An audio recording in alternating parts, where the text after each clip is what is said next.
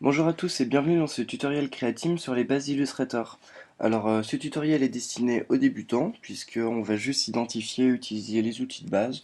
On va pas partir trop loin, on va juste créer un petit logo en utilisant tous les outils principaux. Et donc du coup, c'est évident que ce tutoriel n'est pas destiné aux personnes qui sont déjà avancées sous Illustrator. Alors déjà, on va commencer par faire... donc là, j'ai ma page de travail toute neuve, je viens tout juste à l'instant d'en créer une. Donc vous pouvez voir que dans le centre, j'ai mon- ma zone de travail. À droite, une barre d'outils. À gauche, la barre d'outils principale. Et en haut, la barre de menu avec les différentes catégories de menus, etc. Donc on va commencer par faire un rond, tout simplement. Donc on prend l'outil pour faire un rond. Pour avoir un rond parfait, il faut prendre l'outil forme, cliquer et maintenir Shift enfoncé. Ça permet d'avoir des ronds parfaits, des carrés, des étoiles parfaites, etc. On va le mettre en rouge en changeant la couleur ici même et on va garder la bordure noire qui est très bien. Voilà. Ensuite on va switcher, on va prendre l'outil de sélection qui permet de déplacer chaque objet et puis on va l'agrandir un peu. Voilà. Donc. Alors ensuite on va prendre le même outil, voilà, ellipse. On va se mettre au milieu, on va maintenir Alt et Shift enfoncé. Donc Shift, comme je viens de vous le dire, ça permet d'avoir des ronds parfaits. Et Alt, ça permet de les bloquer à leur centre. Et donc du coup, on peut avoir le deuxième. Et celui-là, on va le mettre en blanc. Voilà. Touc. Donc ensuite, j'aimerais bien le couper en deux. Alors pour ce faire, j'ai plusieurs options. Soit je peux le gommer en prenant la gomme, comme ceci. Donc déjà, je clique dessus, je prends la gomme et puis je gomme. Sauf que c'est pas très précis, c'est pas très joli non plus. Et puis en plus, ça prend beaucoup de temps.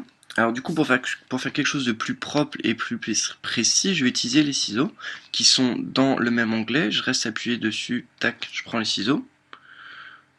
Je vais cliquer sur un bord de mon rond.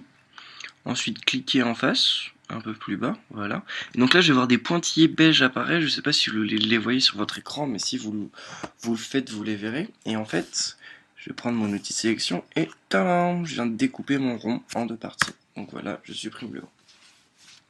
Alors, les ciseaux, c'est bien, sauf que le problème, c'est que lorsqu'on découpe en deux parties une forme, on n'a pas, ça remplace, ça comble pas ce trou en fait. Là, c'est du vide. J'ai pas encore de trait au bord. Alors du coup, pour créer un trait, je clique sur ma forme, je prends le stylo, le pen tool, ou qu'on peut faire juste P. Alors, pour rajouter des formes sur une forme déjà construite, il faut appuyer sur Alt. Hop, vous voyez, mon curseur change. J'appuie sur mon intersection. Enfin, j'appuie sur le point où je veux que mon trait commence. J'appuie là. Je ne relâche toujours pas Alt. Et là, je vais tirer comme ça pour arrondir légèrement. Hop, ma forme. Voilà. Alors, le pen tool, je vais faire une petite pause dessus parce que c'est assez important.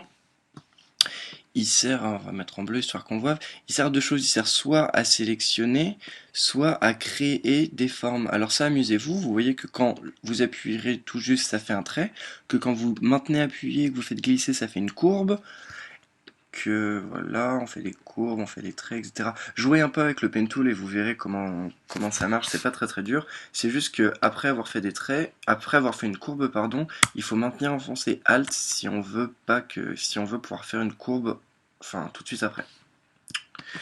Voilà, hop, on va supprimer cette magnifique forme et on va revenir à notre petit logo. Donc voilà, bah tiens, hop, donc on est comme ça.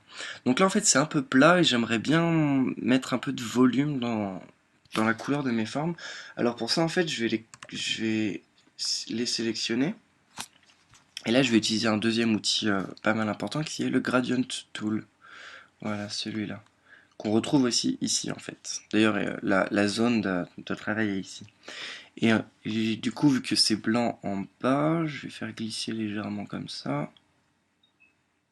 Un petit peu plus, histoire d'avoir pas mal de noir quand même. Tac, on peut aussi modifier directement sur la forme en utilisant cette barre là qui apparaît.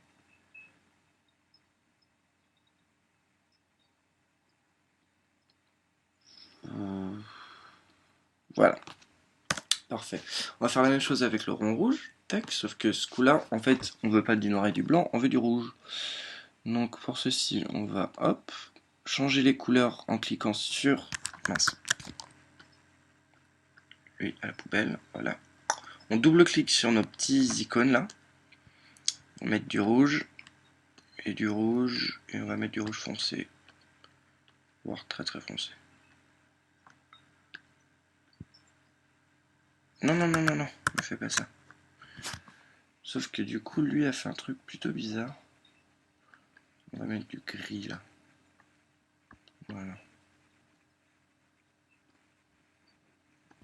Voilà, comme ça là j'ai une petite ombre sur mon côté, ça crée un peu de volume, c'est quand même plus sympa visuellement. Lui a bougé, hop, voilà. Voilà, donc là on va prendre notre pen tool, voilà, hop, toup. Et on va faire une bande noire comme ça qui va suivre en fait.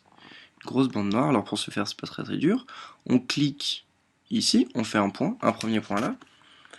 On fait un deuxième point ici, on reste appuyé, on fait glisser, voilà comme je vous ai expliqué précédemment pour avoir une courbe.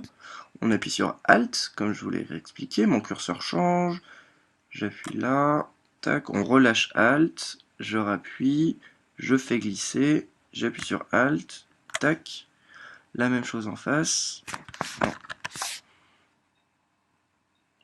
Je fais glisser, hop là, voilà. Alt, j'appuie, je sélectionne, je fais glisser. Et voilà, hop, et là je referme tout.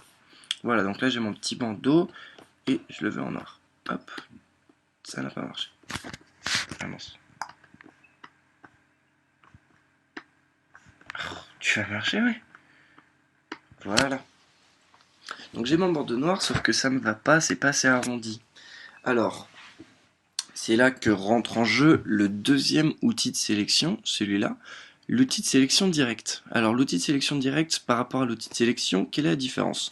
Donc là j'ai l'outil de sélection, j'appuie sur ma forme, je peux modifier sa place, ou l'agrandir, la rétrécir, ou la faire tourner, comme ceci. Là vous voyez mes petites flèches. Attends, je vais vous montrer. Voilà, hop. Alors que l'outil de sélection direct, en fait, ça va me permettre de modifier la forme directement de ma forme, en jouant avec les points en fait.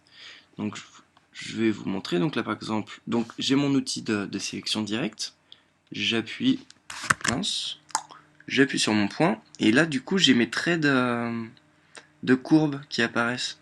Et donc du coup je peux remodifier ma forme.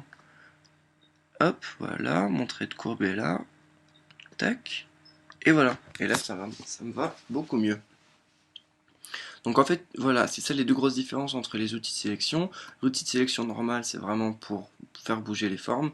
L'outil de sélection direct, c'est pour les modifier en tant que tel. Ensuite, on va prendre une petite ellipse. Voilà, on va reprendre l'outil forme, qui est L et non U sous Photoshop. Voilà. On va faire un rond noir qu'on va mettre là, puis qu'on va aplatir un peu. Donc cette fois, je relâche Shift, je l'aplatis juste, et on va le mettre là. Voilà, on va faire un truc comme ça, c'est pas mal. Ça commence à ressembler à quelque chose de très connu, mais je ne sais pas quoi. Donc là, on va prendre notre rond noir, on va faire CTRL-C, CTRL-V. Voilà, parce que Illustrator copie. On peut copier-coller dedans. On va prendre le deuxième, on va le mettre en blanc. Hop, voilà. Quand vous double-cliquez en fait sur un élément, on a cette espèce de blanc opaque qui vient se mettre dessus et qui isole notre élément.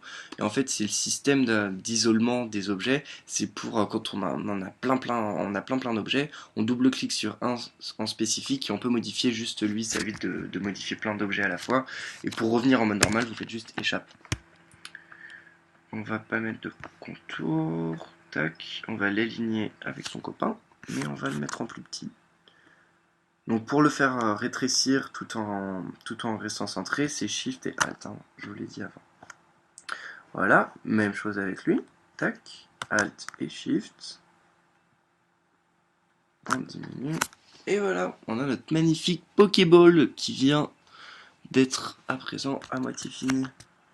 On va diminuer un peu ça. Et voilà, on vient de faire une Pokéball sous Photoshop. Sous Illustrator, pardon. Alors, pour faire un peu le récapitulatif de tout ce qu'on a vu les deux outils de sélection, on a vu le Pen Tool, l'outil de forme, effacer et ou couper, et le Gradient Tool. Alors, après, pour finir ce tutoriel, je vais juste parler d'une dernière chose, c'est de comment sont disposées les formes dans l'espace de travail. Parce que là, vous avez vu que j'ai fait les choses dans le bon ordre, donc tout s'est bien superposé. Sauf que imaginons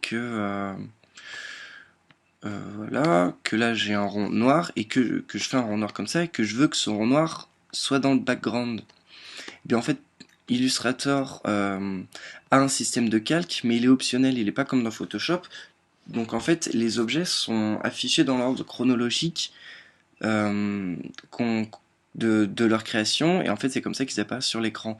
Et pour changer tout ça, il faut prendre la forme qu'on veut, aller dans Objet, et là on a Arranger. Et dans Arranger, on a amener tout devant, amener un peu en avant, amener tout derrière, etc. Donc par exemple, si je veux que ce soit en noir aille tout derrière, je fais Send to back, et tac, mon objet devient dans le background. Vous voyez? Et ça, c'est assez important. Et donc, voilà, c'était le premier tutoriel sur les bases Illustrator. J'en ferai sûrement d'autres parce que là, j'ai juste parlé à peu près de ce premier carré-là d'outils. Donc, on va sûrement faire un deuxième qui explique les bases et puis ensuite, on ira plus profondément dans la création. Voilà, continuez bien à regarder tous nos tutoriels sur Createam et puis je vous dis au revoir et à bientôt.